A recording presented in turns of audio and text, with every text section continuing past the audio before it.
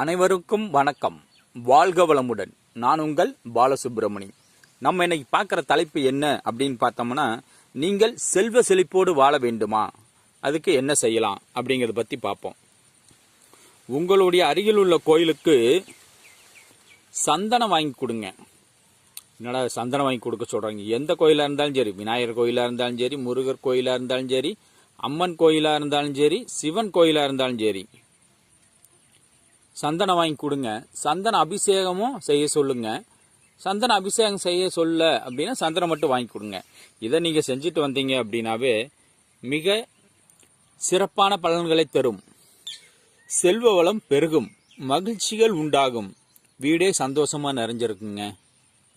கோயிலுக்கு சந்தனம் வாங்கித்தாங்க. குருவின் அருள் உங்களுக்கு ஈஸியாக கிடைக்கும். வீட்டில் செல்வம் தங்கும், மகிழ்ச்சியாக வாழலாம். அதனால் கோயிலுக்கு சந்தனம் வாங்கி கொடுங்கள். வாழ்க வளமுடன். நன்றி, வணக்கம்.